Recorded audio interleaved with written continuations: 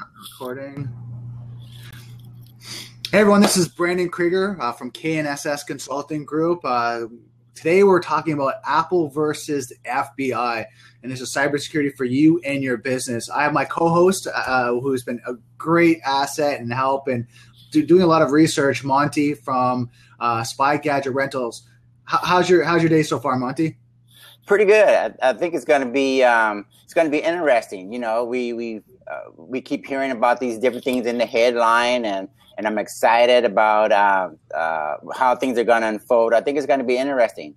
Yeah, I think this is going to be an interesting talk, as well as like a discussion as people start to jump in. And I mean, if you guys haven't been watching or really kind of up on the news of what's going on, the Apple versus the FBI situation occurred because there was a terrorist attack. Now, I'm going to read a little bit from what I found online to give you a little bit of backstory, so you're kind of up to speed of what we're talking about.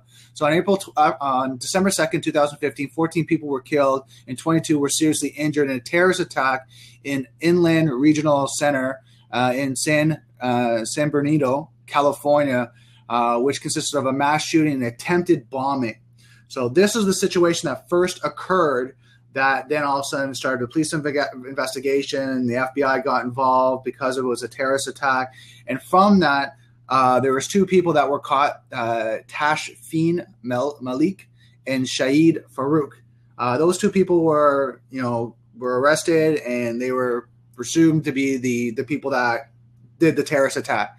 So through this investigation, what happened was they found a phone, an iPhone that was linked to Syed Farook, and through this, investigation, they weren't able to get access. The police weren't able to get access. So we're talking specifically about the FBI. Weren't able to get access to the phone. So now they're looking at how can they get access. How can they compromise the phone to get in, to be able to look at the data that's in there, because they assume that there's a trail of forensics that they could get to convict Syed Farook.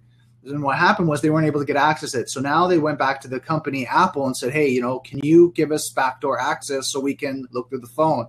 And this struck up a whole privacy issue that ended up in the courts. And this is what we're talking about today, is the Apple versus the FBI, because it went to the courts to the point where Apple was requesting that the courts FBI was forcing FBI was forcing Apple to get a backdoor access for the FBI so they can access any iPhone just in case of an investigation. The problem with that is where Apple was like, okay, but hold on. There's a privacy issue here. You have backdoor access. That means you can get to any iPhone. And potentially, as Monty and I will speak about today, is any Apple device, right? And that could be your MacBook Pro, your iPad, your iPhone, any device that could get backdoor access, because if it's through the operating system, right, and then the operating system rolls out, they're going to need access to it. Because if I'm a terrorist, which I'm not, but if I am using my iPad, my iPhone, they're going to say it has to blanket across all platforms so they can have access. So that's really the discussion today, just to kind of get everyone caught up on what the Apple versus the FBI is really all about and how it's actually evolved. And I mean, even today, Monty and I will be talking about, there's some breaking news that the FBI actually went around and they got access to the iPhone. They hacked the iPhone. And there was a news out this morning saying they went around and they found a way to get in. They found a mysterious way to get into the iPhone. So now there's no precedence, no legal precedence yet for this privacy. So Monty, what do you think about all this? Well, I want to play devil's advocate. I don't find too many people, Brandon, taking a look at the opposite side of the coin. Apple has a reputation, like most companies, and that reputation revolves around security, reliability, quality, etc. And I think that's the mantra, for instance, for Apple. You when you think about Apple, you think about all these things, and that's what you pay a premium for, typically with Apple products. Now, when the government comes along and says, look, we want your assistance in terms of getting into these devices for the sake of countering terrorism, the money launderers, the bad guys of the world, that's well and good. And I understand that. Okay. But my problem is this. going through the court system, the FBI seemed like they were running up against the impediments. That the court systems really weren't so enthusiastic about telling technology companies overall, you have to provide vulnerable devices and products and services, basically, because you're going to dumb down security, right? Mm-hmm. Typically, when you have these back doors. So what I'm finding is that creates friction, okay? And the FBI seems like they ran into trouble going through the court system. So what do? Our government went to some third-party companies, like mysterious individuals, whatever you want to call them, found out a way to compromise Apple's device, that particular device, and get access to the data. Now, I'm playing devil's advocate, you guys, and I want to get your input as well. Let's pretend like this was a public relations fiasco for the FBI. Let's pretend like the government realized, look, we can't go to Tim Cook and beg him to get access to the devices. So and the court system again didn't seem to be so enthusiastic about allowing us to go that route and get access and compromise these devices. So let's pretend like we got access to the device, got the data, and we don't need you, right? So let me know how you guys feel about that. But that's where I want to stand just for a little while. I want to assume that our government was not able to compromise that product either directly or indirectly.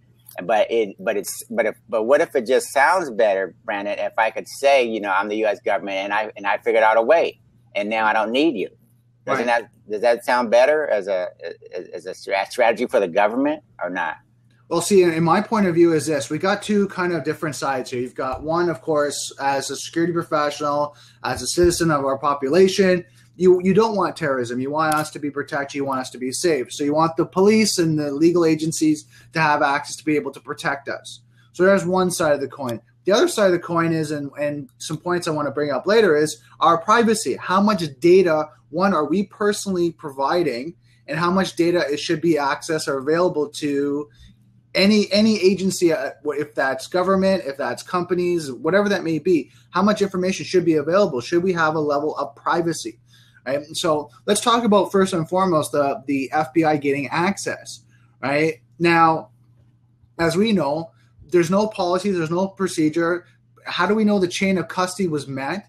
Right? I mean, this is all a new, scenario, a new situation of when we're talking about technology and being able to access forensic data, right? And going through this process. Well, how do we know that the chain of events was followed properly? That now they can convict, Syed properly because they didn't compromise it from some, unethical hacker down in Russia who showed them a way how to do it, and they got it and potentially compromised the data, compromise the information. So if this is going to be a way that police need to do that, there needs to be a process in place forensically that they can be accountability, right? So that they can show that we did this, we did that, and this was, it was done properly. I know when we talk about forensics, when we're looking at a computer, you have to pull the hard drive out. You have to copy the hard drive and not touch the original hard drive. You have to copy and do your forensic analyzing on the copy of the hard drive to find the information, because you can't compromise the original. You compromise the original in court, now the information has been compromised. Well, that's a good point. Let me interrupt you just for a second. Now, when you talk about following the chain of custody, I want to make sure that we don't throw out too much jargon that where we may lose people. Now, that's a good point, because I heard earlier that when you're probing devices, if I'm law enforcement, Brandon, I'm probing your device and I get a warrant that specifically says I can go into this part of the phone and not that part of the phone, this folder, not that folder. How do we know now that there was actually some protocol? Because, if they get access to the phone and take the phone completely apart, doesn't that have something to do with being too ambiguous? I mean, could they start probing parts of the phone and doing certain things that violate the chain of custody and the protocol you normally would use in a search warrant? Mm-hmm. And that's the concern. And Skip was saying, and yet courts have allowed TSA border agents to look through mobile devices during interviews without warrants. Now, here's the thing, Skip, and I'd like to ask you that. Does the individual that's going through TSA or border security, do they have to grant access? Do they have to give the username and password if, like, it's an iPhone, that 4-digit password for them to get access? And what happens if they don't? right? Now are they arrested? Now we're going through this issue again with privacy. And Skip's saying, yes, you have to give access. So I guess what happens if you don't give access, and Skip, you can confirm this, if you don't give access, you don't get granted a visa or transfer through. So they hold you, you get detained, right? So, I mean, this is where we're coming on the big area as a discussion, Apple versus, the FBI, is really comes down to privacy with our technology. How far can people go? Where do we draw the line? Where's the government set up policies and procedures? One, to, of course, for legal agencies and police agencies to be able to do their job, but also to protect us. Because, I mean, anyone just to say, you know what, you've been a random search, and we'll use the border security. Say, hey, guess what? You've been a random person. We need access to your phone. Well, what if I have personal identifiable information on that for my information? I have my client's information on there. Maybe I have their billable information on that because I'm, traveling for business. Now the border security can get access to that. We have to have some level of privacy that protects us and protects our businesses, our companies, and our personal information that potentially that could leak out. And we know this, us all, watching the news, doing research on security, that there's compromises constantly with personal identifiable information. So I'm just use the acronym PII. With all those agencies, police are getting, ransomware recently. We talked about last week, and they're having data breaches, and, this information is being shared over the dark web. Well, how can we protect ourselves if we have to give it up? Here's our username and password. So this is why we want to have this conversation, because it's such a deep topic. Yeah, these are not just trivial issues.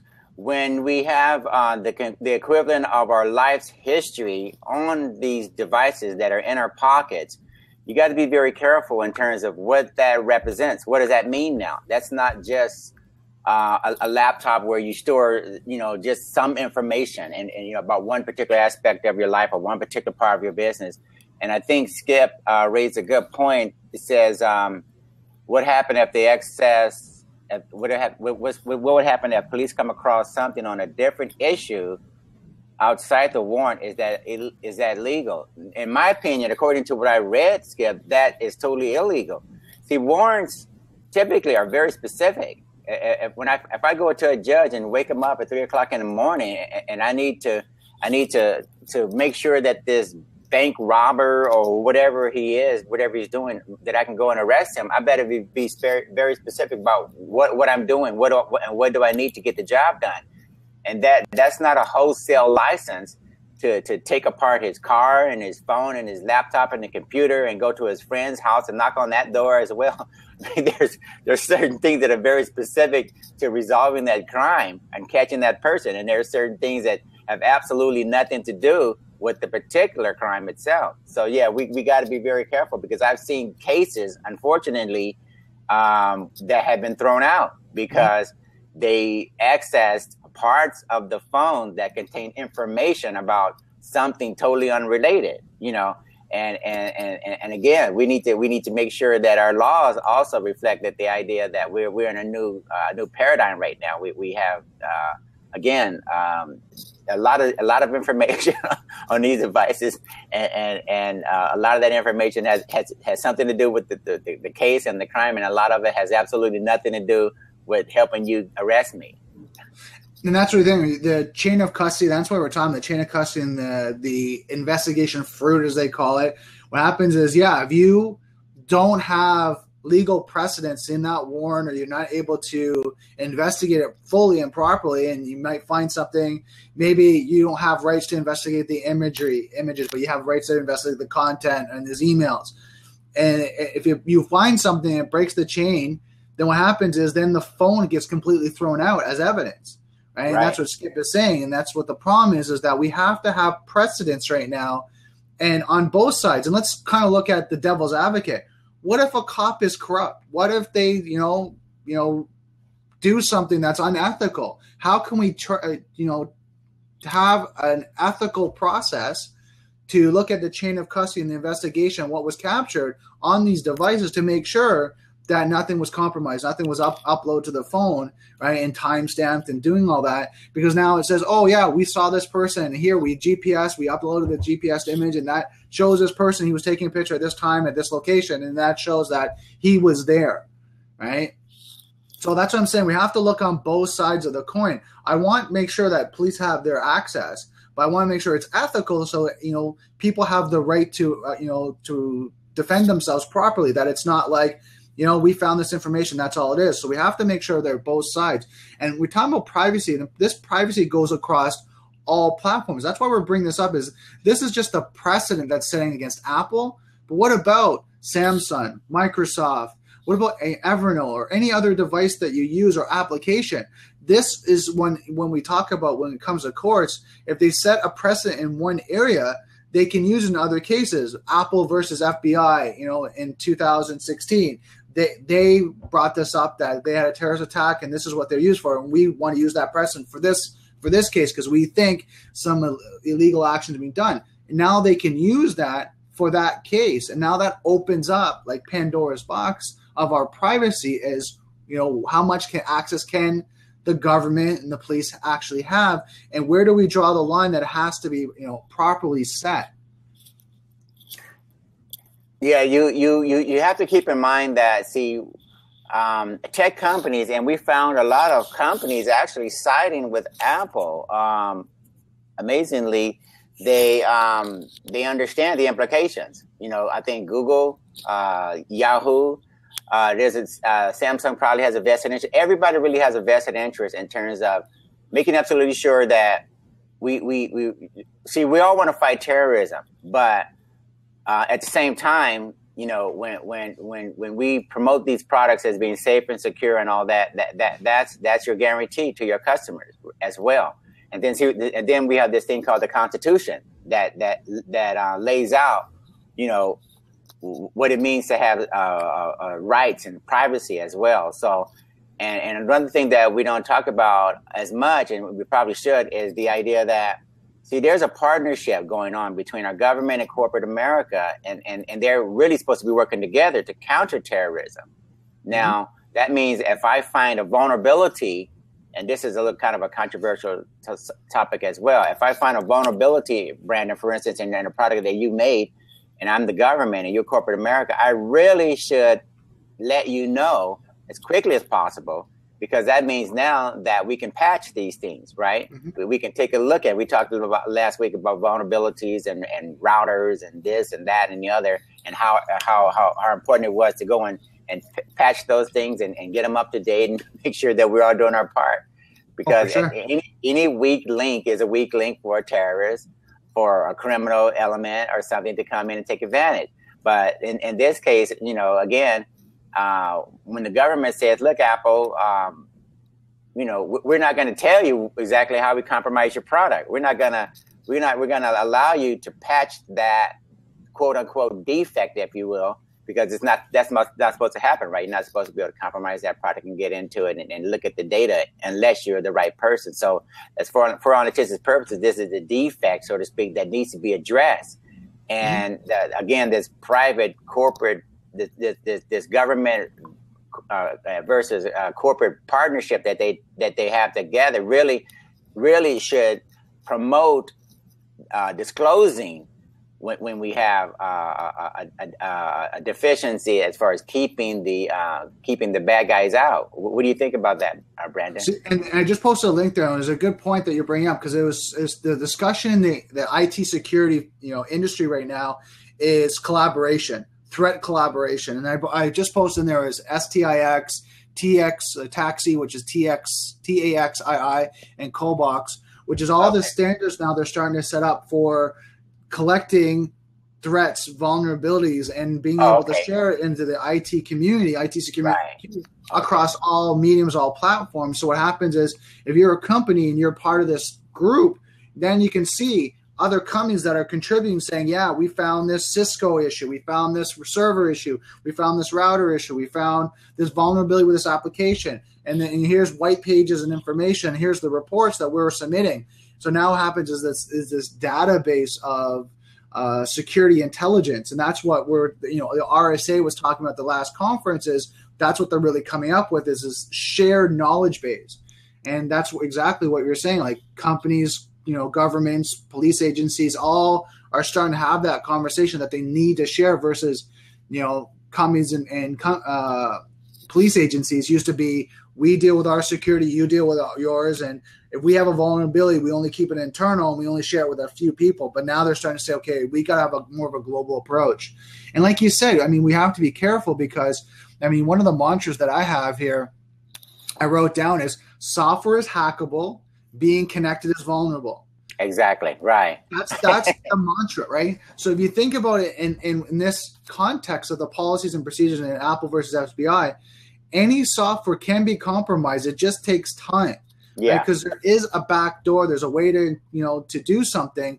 There is a way, like as we found with the FBI, this hasn't been that long, and they found a way to compromise it. And Skip was asking, wasn't there a new, okay, actually he was talking about encryption. Would a search warrant executed by a legal hacker be legal in real life or just on TV? So this is what you're talking about. Apple found a way to compromise. They haven't publicized how they did it, but a lot of them have consultants or pay hackers in a consultant role to be able to compromise whatever that may be and to hack, a device, a server, whatever that may be for legal purposes and doing all that. And is it legal? I mean, under the form of legality now, if they can hire a consultant, an expert, right? Yeah, they can. It's not saying that they can or cannot. You can't, hire someone from Russia if they're an expert in that field of, Cisco routers compromising them. They'll hire them that and they'll get them in. Or if they can show that they're an expert on iPhones and OS, how to, compromise an OS device. Now they put them as a consultant. They pay them for the fee, and then they get them in there. Yeah, and they're responsible. And see, when the government can contract out all they want because that contractor is now held accountable through that hiring process of our government. So yeah, the authority is with our government, and we have a legal responsibility for those who we contract out with if we're a government agency. So definitely that's going to be liability if there was a problem. But this is another problem. See, when the FBI remains hush on the issue of how and what and who, now we're completely in the dark. And I'm not quite sure whether or not I'm comfortable with the idea that we supposedly went to an Israeli firm and allowed them to experiment with this device and execute whatever solution that they thought was appropriate to get access to the data. Because there's my point, Monty. There's your device, your original device. Now, did they mirror it and then give it? Right, and this is where you got the chain of custody. Because what happens is, what if they compromised the phone and said, here's the exact same phone, we've cloned it, same device, same everything, but we cloned it, and here we were able to get access. Now they might have the original phone. Well, that's a major issue because again, when you're looking through these devices and you're getting into critical areas of the phone, accessing parts of the phone that have nothing to do with resolving the crime, now you've broken the chain of custody. And see, right now, we don't know a lot of the details. Mm-hmm. And we really have to know the details because when this is a legal issue now because Apple has this agreement with the government that if you find something going on, and Brandon mentioned that partnership where everybody's contributing vulnerabilities to this research effort to make absolutely sure that we understand where the vulnerabilities are. If you violate that trust, now we have a moral and ethical issue at hand.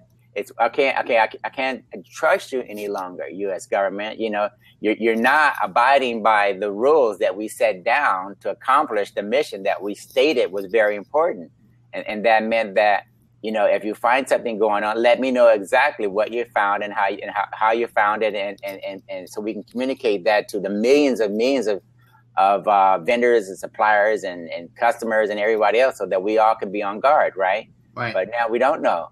Because if maybe, look at this, guys. What if it wasn't a firm from Israel?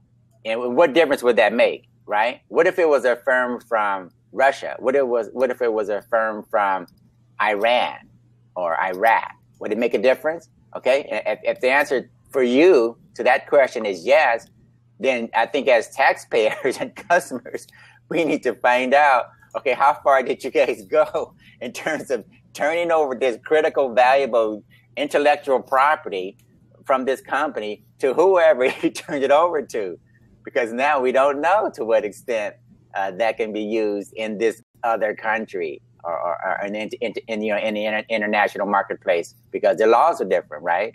So I think there's a Pandora's box of questions that need to be answered if we start asking them and wanting to know the details. Mm-hmm. And that's what Skip is saying. What safeguards, what safeguard that the contractor doesn't somehow corrupt the data? So, I mean, that's the thing we're bringing up is, having forensic policies and procedures in place that that the data wasn't compromised, the phone wasn't compromised anyway. How are they monitoring that? I mean, we see this problem when it comes to physical forensics. How data can be easily compromised when people are doing DNA and swabs. How it can be compromised when someone maybe coughs or sneezes on the sample, and now that whole sample's been compromised, right? And they have in labs, they have a percentage, right, that it potentially can have certain DNA or corruption, right? So this is the thing you have to look at now for technology, because I think what's opening the door for this right now when it comes to cybersecurity, what's really opening the door for policies and procedures right now and privacy is that we as security experts really need to kind of set the precedent of what needs to be protected, what access to the government have, and then what forensics process do they need to have in place. It's just not the FBI does this, but having a lab like we do. They have outsourced labs that they have. The lab does it. There's a third party that has its own team, its own forensics, its own policies and procedures that they have to use to make sure they follow the chain of custody and the chain of the policies, because who knows, like you said, if they outsource it to overseas, Iran, Russia, whatever that may be, who knows if that gets lost? Who knows if that compromise gets taken and then put on the dark web? Because, we found it. Okay, here, FBI, here you go. Here's how to do it. But now we wrote a white paper and we're going to share it on the dark web of, here, if you have an iPhone 4S or a 5S or whatever that may be, here's how to compromise it. And see, Apple, I think legally is in a good position to sue the government because, again, they don't know what actually happened to this product, and Apple now has a sort of an issue with their image in terms of reassuring everyone that this product is an enterprise grade product for people who want to use it that way. If I want to use it for my business and such, that's an issue that I now have to think about, right? I'm talking to my clients, and see, I'm actually in the security business, and we're supposed to be experts, and we're supposed to know how to communicate and protect data and all this stuff. So, I gotta think about that. If the headlines read, this phone, from this manufacturer is no longer as secure as it's supposed to be, and someone raised a pretty good question about probably what Skip talking about encryption, cell phone encryption. See, I used to sell encrypted cell phones, and people paid a major premium for encrypted cell phones. I'll read it so you guys, everybody can know what we're talking about. It says, wasn't there a new cell phone company last summer that rolled out a cell phone with guaranteed security encryption? Now, the answer to that is that's not new to just last summer, but firms for a long, long time have been using commercial grade encryption, government grade encryption. And actually, when you come out with an encrypted phone that meets those standards, it has a certificate that accompanies it. And that certificate says we've been through these laboratories that where there's standards. And if you don't pass muster with the appropriate standards for the respective countries, then your phone is not viewed as one of those that can be trusted. So yeah, you pay a significant premium for that, and that's where you have to go if you want the ultimate in security. But see, that's not always feasible, only because usually when you have encrypted phones, just so you guys will know, usually those phones are going to be paired with each other. In other words, there's a decryption algorithm and an encryption algorithm that's shared between those phones or phones within that group, okay? And if they're not part of that set, then you don't have the guarantees that you really want to have. But that's kind of cumbersome when I have to hand out individual phones to every single employee and customer and everybody else just so we can have encryption. Now, the Apples and the Googles and everybody else, they're trying to duplicate that by and integrating that into their phones and their software and operating systems and such. But it's not exactly the same, but it's an attempt at getting to that same area, that same level. And then Skip's saying that the BlackBerry offers crypto for years, but this phone promised even that NSA can't break/listen. So I'm just asking maybe it was that the BlackBerry was referring to. Because, I agree with you. When it comes to security, see, this is where we got two sides of the coin, right? We got users, businesses that come to us and say, okay, you know what? I want to make sure that our information, our data is safe, is secure. And if it's not, if the companies themselves or the police agents are compromising and then making it public that they're compromising these areas of applications or devices, now people kind of get questioned, well, how secure is my data? Right. How secure is my information? How secure is my business if the FBI can find someone, some magical company, some mysterious company, to be able to compromise it that quickly? Like, this is not like something that's been over years. This is not, this happened over a couple months. Like, it's quick, right? And then finding that they didn't get the court case didn't go their way, within like a week or so, they were able to get another method of doing it, and they were able to compromise it. No, this was a new cell phone manufacturer trying to find it now. Skip just provided this article that this phone, a new level of smartphone encryption, alarms law enforcement. So Skip's pasted the article here, which I'll copy that for later. And then people that are watching maybe the YouTube video later can grab that link. I think one of the things I like to ask Chris and Skip, and as well as yourself, Monty, like, what's your thoughts of going forward with all devices, right? We're not just talking about Apple, but what about, any device? Because, we got the Internet of Things that are crawling up, and people are, it's really a big concern in the security field. Like, what's your thoughts about privacy now when the FBI now has just shown their hand that they can compromise, an Apple phone? What else can they compromise? Well, first of all, let me backtrack just a little bit and say that I'm hoping that they didn't compromise. That they're trying to save face. They're trying to give us the impression that this all-knowing, all-powerful, omniscient, entity, this agency, the CIA and the NSA and such, that they can find a way to any device. Okay, so I'm going to play again devil's advocate. I'm going to assume that this is a PR stunt, if you will. And maybe they didn't, but let's assume that they did. Okay. Now, from that standpoint, we have more than just an issue with devices. Unfortunately, you guys, we have an issue with the network itself. So, yeah, I think going forward, we have to take a look at the idea that the manufacturers can encrypt devices pretty much all they want, but the communications between the devices is not really as secure as it should be, because see, cell phones, according to what I understand, and I spent a lot of time with Verizon, and I spent a lot of time with manufacturers who make technology to compromise the network and get access to the data as it flows from tower to tower and such. So this is the predicament that we're up against. The devices, we're making significant progress in terms of making sure that they are as safe as they could be.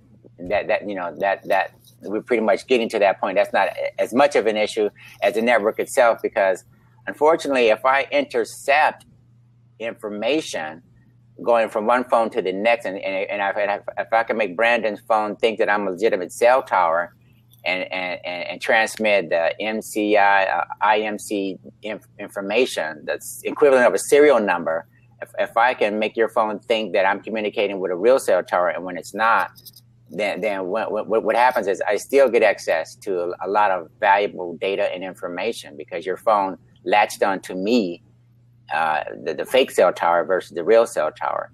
And right now, there's the Stingray devices, and if you haven't heard of it, maybe you want to Google that. And you have the Dirt Box technologies, and and there's a big demand for compromising networks and trying to find out what the bad guys are doing by using cell phone GSM interception technology. There's a big market for it. There's a big need for it, and it wouldn't be a big market or need for it if there weren't vulnerabilities.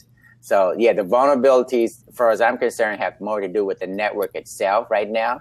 Right. But I think the devices themselves are really getting to the point where we can trust them. Yeah, but you're talking more of like a man-in-the-middle attack, which is an interesting, point to bring up. But we're talking right now in this scenario, Apple got the actual phone compromised.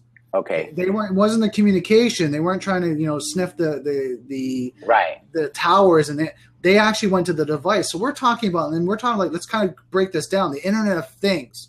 You're talking about your smart TV, your thermostat, your fridge. If you're starting to compromise one device, what says you can't do the same thing and hack into all the other devices? And exactly. You look at potentially, we're looking at the man-in-the-middle attack or war driving it.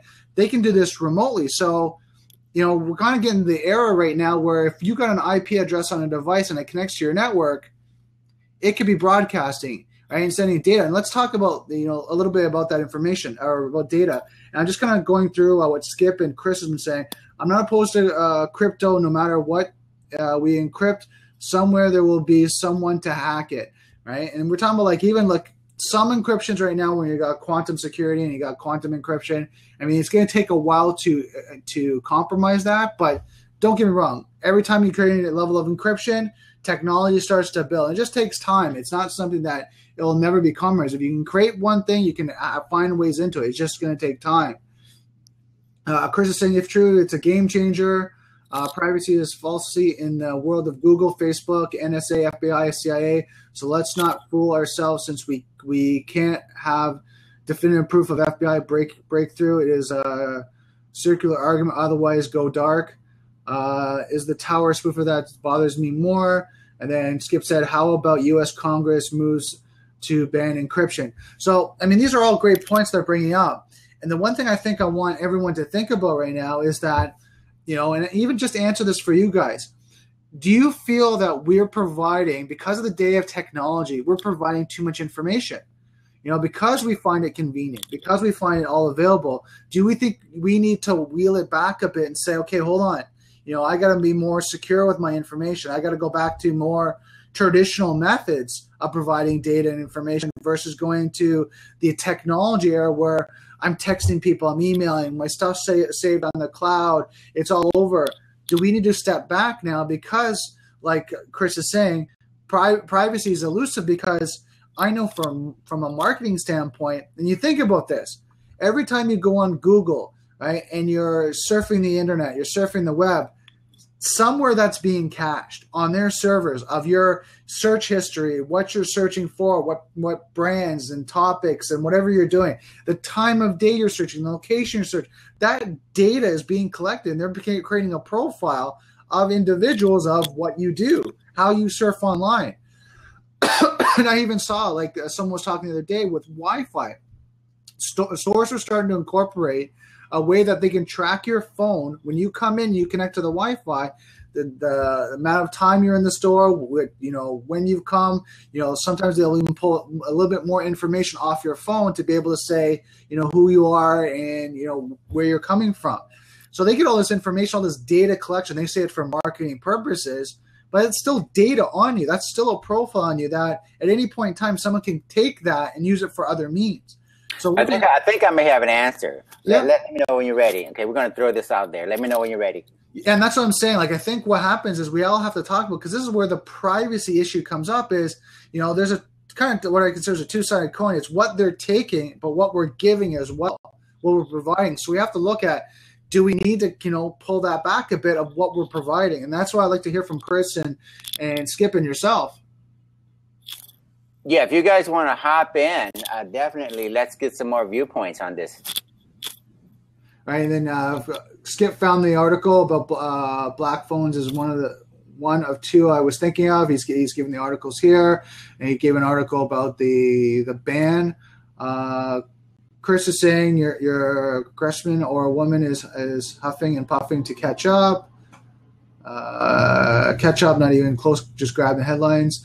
That was the first article found. So they're talking about the articles over there. But yeah, what do you guys think about this privacy issue? Like, do you think we should cut back on the amount of data and information we're providing? What do you think, Monty? Well, I'm going to borrow from another model, because sometimes if you don't have an answer in a particular industry where you have the problem, sometimes you can look towards another industry and you can get a model. So sometimes we need a model that we can use as a template. And believe it or not, you guys, in the financial sector or the cryptocurrency sector, we have this thing called the blockchain. And there are a lot of different tools, if you will, that we can probably utilize, or at least some approaches that seem to make sense to me. Now, what about this, Brandon? If your data was your own and you allowed others to get access, like administrative rights, to various levels of your own data, depending upon how comfortable you were with me, right? Let's say at the most basic level, I get your name and your phone number or something. At another level, I get your name and your address and your phone number. And then still another level, you give me your name and address and some personal information about you and your family, right? So in other words, if your data, just look at the Facebook model.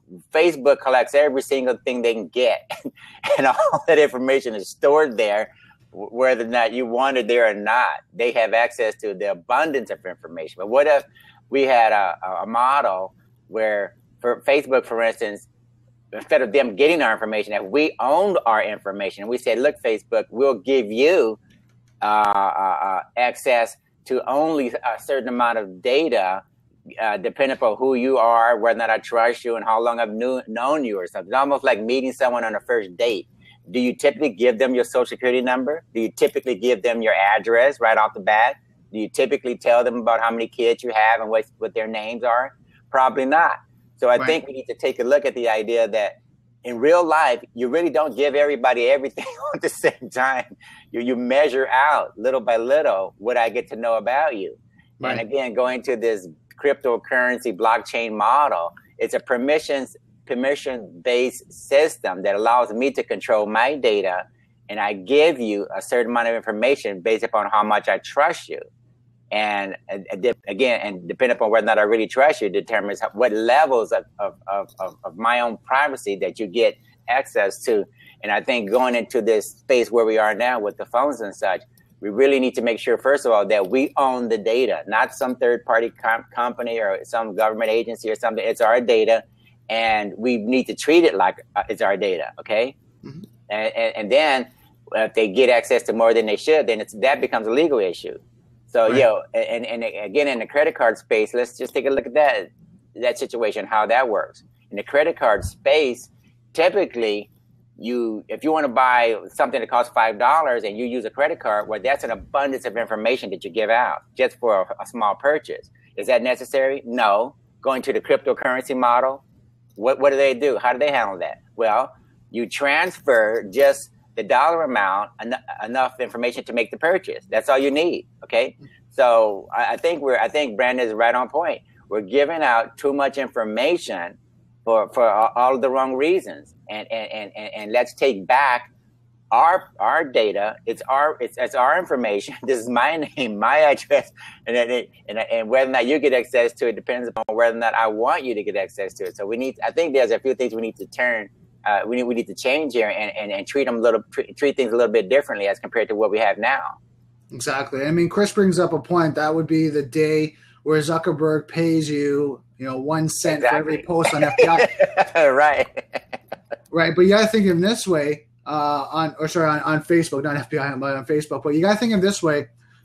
Chris might not know this, or maybe he does, that Facebook is changing their algorithm to direct people more to the paid model. So if you want to get traction, like before when we used to get organic, you used to be able to post and you got a lot more organic traffic. Well, now you're not getting as much organic traffic, and one of the things that they've set up is that if your community is not active with you within 30 days, they don't see your post. Well, to reactivate them now, either one, you have to manually go up and tell people to look at your post, or you have to do a paid ad. You have to either do a paid boost post, or you have to do a dark post, right, to get your post out, to get your information. So Facebook is kind of going to that model. It's just they're slowly integrating. They're just kind of keeping the sheep, I'll say, going slowly over that model. And as you become a business, you're like, hey, you want more exposure? Guess what? We have this paid model. Skip is saying, I think it's funny as hell that Apple promotes the security of their phones and FBI has no problem finding the independent company to hack it. People need to understand that nothing on the internet or over the internet is never private. And that's the thing that we're talking about here was a privacy. Because you think about it, every site you sign up for now, every membership site, every social site you sign up are asking you for a certain level of information. And then what happens is then you kind of, how you engage with this. It might be set up a profile. It might be, post your articles, your videos and all that and your content. So you're providing all this information. And then some people, the general population, are posting their kids' photos, their vacations, right. Yes. Anniversaries, parties they go to. And they're providing all this other data and all this other information. So you're doing all this. And then what happens is you look at the other side is, well, what happens when someone compromises it? Now you feel violated. Well, you put all that in a public forum, what do you expect? I mean, there's layers of security and protection that you hope are there. But as we're seeing in the areas of security, in the security industry, things are only, secure to a point. They're only 95% secure. Still that 5% that we're finding with this Apple versus FBI conversation that can be compromised if they have the right team, right person in place that now they get access. So that's the challenge again. I come back into that mantra is that software is hackable, being connected is vulnerable. So that's what I'm saying. The question I think I want people to think about is how much data do you really need to share? How much really needs to be online? How much really needs to be publicly accessible or even privately accessible online through the internet? Because even those layers of security that may have, you do your best, but potentially, and we're seeing this all in different compromises of people hacking devices, hacking servers and networks and doing that. You're talking about man-in-the-middle attacks and spoofing where they're finding and collecting information. All those compromises are out there. And now the one that we talked about last week, even ransomware. I might not grab your data. I might just hold it hostage so you can't access it. Exactly. Right? So, I mean, even that's going through iPhones and mobile devices and websites and servers and companies now. So I think what we have to look at is, really have the discussion. And we're not going to come up with a solution today, but I think people need to start talking about is what is privacy? What is data? What data do you need to put online and out there? And what's that happy medium balance that the data that you're putting up, you're kind of doing a data analysis saying, I don't mind if I lose that. If it's out online, if I lose it, there's no big sweat. There's no financial loss for me or no emotional loss. It's out there. It's out there. Okay, if it gets compromised, and you have that level of expectation because if I have personal identifiable information, it's financial information on my clients, and I have it out online and it gets compromised, it's my responsibility. It's my fault for doing that. It's the company, too, that I work with that might be securing it, but I'm the one that took the initiative to do that my clients trust me. Right? And then I have to go to my company or provider or service provider or vendor and say, what happened? I thought this was secure. But at the end of the day, I have to look at how I'm protecting myself, my clients, my family, and the people I work with all across the board. So this is why we really have to have this discussion. And I think in the hospital space, see, they have a sense of urgency. Okay, a lot of times as consumers, we don't have this sense of urgency breathing down our backs, even though we really should, because this is very important. Now, in the hospital space, for instance, what we found with Presbyterian, and I was reading about there's another company out there. I can't remember the name, it'll come to mind. But what's happening now, you guys, is finally CIOs in the hospital industries, the healthcare industries, they're getting together. They're formulating what we call best practices. See, in a lot of industries, you have to have best practices. In other words, what have you been doing to resolve this issue? and how can I piggyback on that? And what are you noticing about vulnerabilities and compromises and security threats? And can we sit down together as an industry and try and figure out, how do you develop a protocol? Is the protocol to back up, frequently and have insurance on data storage? Do we have centralized data, decentralized systems, or exactly what all do we need to do to protect that information? And that, I think that's where we're going, because there was a company called MedStar. Over the weekend, I was reading, Brandon, about MedStar. Their systems were compromised by a virus. Now, as far as they know, this is not a ransomware issue. And before I forget, there's another term that you guys may want to look into when you get a chance, called powerware. It had to do with compromising Windows-based operating systems and taking over as if you were a systems administrator and doing a lot of things that you normally would not be able to do. But you can fool the Windows-based operating systems into thinking that you're an administrator. But going back to this virus that just affected MedStar and their computer systems, right now it just looks like it affected the entire hospital and their networks. And see, the thing about that is they really have to do something. They have to act, because when you have surgeries going on and you have people recovering and you have people laying in beds in critical care units, you have to do something to help these people, to stay alive. And that means you can't play around. But when someone says that our network is compromised with a virus, now you get out the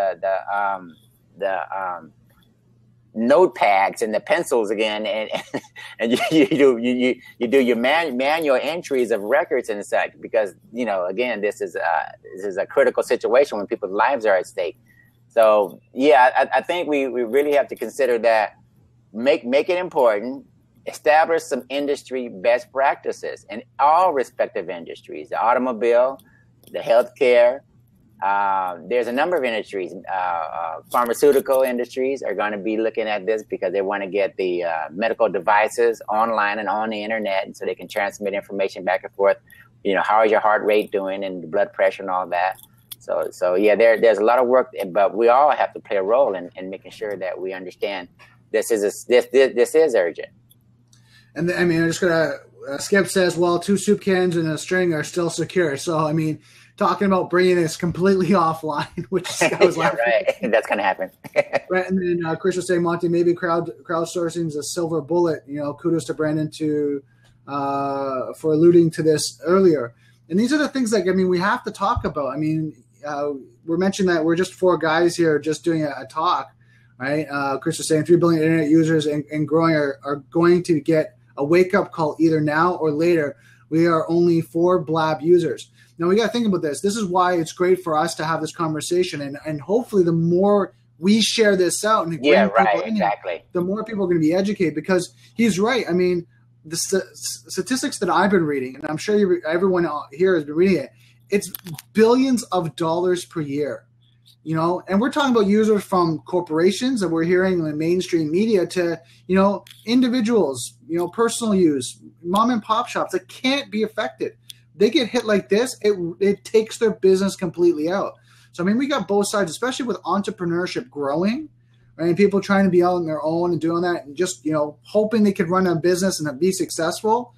All of a sudden they get compromised and it costs them thousands of dollars to fix, takes their whole business out. Now, as we know, if it affects their clients and they lose 20 to 30% of their clients, that could close their business down. They have to pay thousands of dollars to get things repaired or get their data restored or whatever that may be.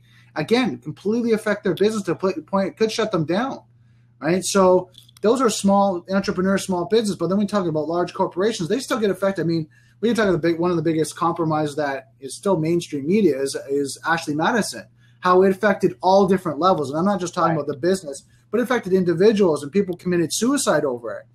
It went to the full spectrum where, we're talking about hospitals. And I talked to someone the other night about it.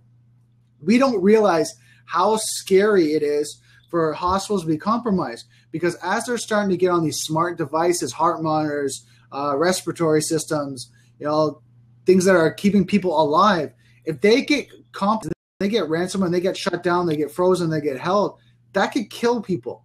Like, this is how serious that is. And then what happens now, you got liabilities of lawsuits that people are now getting sued because a hospital couldn't protect or keep those people alive. And it's the hospital's responsibility because now my loved one, my family member is there for healthcare. And because you didn't have proper security, you didn't have the things in place, now my family member has died from that. Now I've seen, and this is where you kind of see it, the mainstream media, I think Skip was talking about it before, where you see it on TV, but you look at reality. Some of the things that are happening in TV are now becoming reality. It's because they're consulting with hackers, right? Of what you do, how would you compromise this? Give us a storyline. You know, our writers will write that out, but tell us how this is done, right? And now you can kind of see where the realities can hit the pavement. That now we're seeing it. And then Chris is saying new phrases of the day, Google dorking. So I think right now, and I think we got about 4 minutes left, and this has been a great conversation. I'd like to thank first, yourself, Monty, Chris, and Skip for coming out. And what I asked for, and just before we kind of close this out, and just if you guys have any last questions, is make sure you share this out. Make sure you share this out with your community. As you can tell, we're not here monetary. We're not here to kind of look at, here we're going to buy our service, buy our product, buy our book. We're here really, and our point is to educate the community. First and foremost, to get people starting to have this conversation, because I'd rather you be educated and know how to make a choice, but then versus being scared and not know what to do. Kind of going, okay, well, this is such a daunting situation. I don't know. I can't do anything about it. And you kind of go in that fear state. I'd rather you be protected, educate yourself, and you know what to do. And this goes for all your family members, all your friends, right? Anyone business clients, all that, bring them in here so we can start talking to them, because there's a lot of things that people are maybe even too scared to ask, right? Where the right person asks the question, they go, oh, I was thinking about that as well, right? Yeah. And that's the point here. Yeah, I think we all can be white hat hackers. If you find a vulnerability, if you learn that a Google search engine, like Chris is talking about, can be used for Google dorking, talk about it. Put it on your Twitter feed, put it on your Facebook. What does it mean? If someone compromises infrastructure like a dam or something, and they did it through Google dorking, talk about it. Let's let everyone know. Let's let Google know. Maybe you're doing us a favor, maybe you're not. But yeah, white hat hackers for a long, long time have said, look, I found a vulnerability. I'm going to advise you to fix it. I'm going to give you an opportunity to fix it. And if you don't, then I'll probably let the whole world know or something. But once upon a time, a lot of us played a role in terms of trying to find out different areas of concern. And you talk about it, you go to the company, you blab about it, whatever, but you expose it for what it is. And that way, we can feed into this database of information where we're fixing these problems before they become major issues. If your router firmware, hasn't been upgraded, and you find that works for you to keep it up to date, share that. Let other people know. Friends, relatives, associates, whatever. Let's keep this interest in security going, because believe it or not, a lot of people really don't know the magnitude or the seriousness associated with staying on top of these things that we're discovering every day. And as you're saying, like the problem is it's when they get hit, it's not me. I don't have to worry about it. But then when they get compromised, it throws the world upside down. I mean, this is where it becomes emotional for me, is watching business, owners really put their heart into their business. They really care, right? And what happens, they're doing all this sweat equity and they're trying to build a successful business, help the people they have, make a living, and just enjoy life. And then this happens. Right? They get compromised, their website gets hacked, they get ransomware, whatever that may be, and it throws their business, it throws what people think of them, it throws their credibility down the train now. And what happens is now they're gonna go, okay, what do I do? Like, it's destroying me in all different levels. And for me, that's why I'm really doing this, is because I'm looking at it in the sense that people need to be educated, people need that support, they need a community to be able to come and ask the right questions, or at least be part of the conversation. So they might not know the right questions, but they can start to hear, oh, these are things I have to look for. And then after the second, third time of coming out, they kind of go back and review what they have and kind of go, hey, I have this question, since I've been following you and listening to you, I actually have this question about that. I never even knew what to look for, but now I did. Here, I have this question about this. So you can ignore that US and they'll try to put an article, a reference to an article about the dorking, but for some reason it didn't paste in there properly. Yeah, I think what happens is it's trying to give that URL. So maybe Chris, maybe I tried to put too much information in there once or something too. Maybe. So yeah. Chris, Skip, do you guys have anything else you guys want to add before we end this off? I think, Chris, somebody raised something about a transport layer, and I don't know whether or not you found it pertinent or not pertinent, but did you just see the thing about it? It was Skip. Whoops. Yeah, Skip added that in. Did you see that? Yeah, so I've copied all the URLs and everything that these guys have been providing. So okay. So Chris, Skip, do you guys have anything else you want to add before we kind of end this off? Chris, I think he said I do. And then, so Monty, closing statement. What do you think we should do for privacy? What's your, if you could say it in just a short sentence, paragraph, what would you recommend for people to think about? I think what we need to do is share this cybersecurity blab with people. We're raising some critical concerns, and I'm, this is kind of a self-interest in helping Brandon get the word out.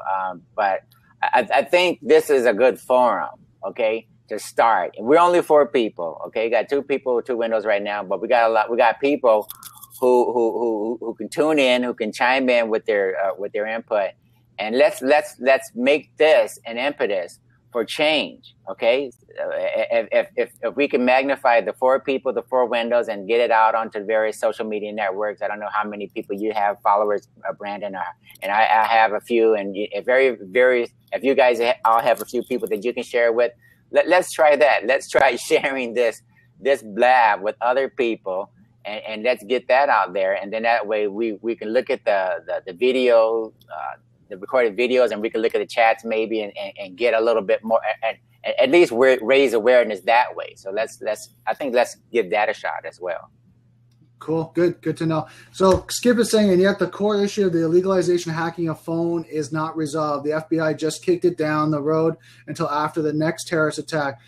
We should be passing valid info and make informed decisions. And this is, like we said before, and kind of the basis is, this is just the start. This is the precedence for all devices, exactly, for all applications. And Skip brings up a good point, but this is the precedent for everything. What I would say is this, and this is kind of my kind of last comments, is I think you guys all should look at privacy, right? Anyone watching this, I know Skip does it, and I'm sure Chris does it, and I'm sure you do, is look at your privacy settings. Look at your data that you're sharing. Do a self-evaluation. And see where you can kind of analyze what data should really be online, what should be on your phone, what can you streamline back that really doesn't need to be there. Do a self-evaluation, because we're getting the age right now in the era where your data, if it's online, again, software is hackable, being connected is vulnerable. If your data is out online, it's only a matter of time before someone uses it for some purpose. It could be for marketing purposes, or it could be for some sort of, unethical reasons. But you have to look at, if that data is on there, you have to look at how you evaluate it and the potential of loss.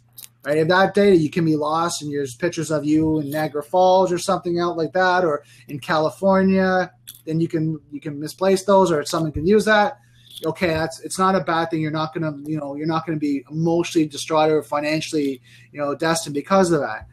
But if it's something that it's, personal identifiable information, client information, credit card information, all that, information on your address, anything like that, should you wheel that back a bit? And then Skip is saying, when are you on the cell phone talking to customer service? Do not give your SIN or driver's license if asked. So same thing, but we're talking, that's kind of phishing attacks, and we'll talk about another one. So guys, I'm going to finish this off. Just want to let you know, next week we're going to be talking about the Internet of Things. Monty, this is one that we were talking about last week that we wanted to get into because it's really exciting. Exactly. Yeah. A lot going on in that area, definitely.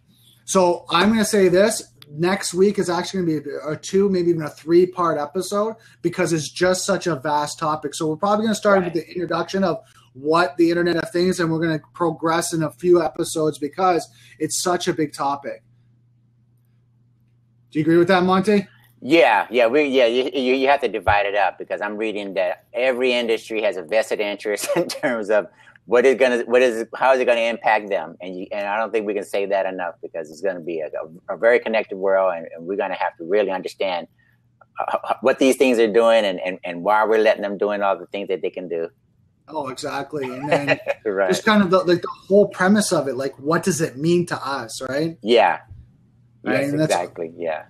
That's awesome. So, guys, if you want to follow Monty, if you're still, you're watching this on a repeat or you're watching on YouTube, follow Monty at montyhenry.1. Spy Gadget Rentals. He's the expert in that. Make sure you go check him out. If you have any questions about, devices, anything along that line. I have www.knssconsulting.com, which is my company. If you have any questions off this, maybe it's some private questions you might want to ask, make sure you just message me. We have Skip online, who's an IT expert.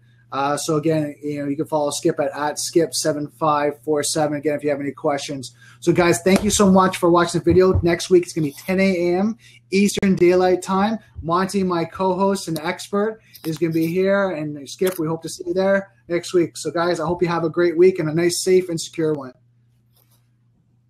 Okay, you guys take care.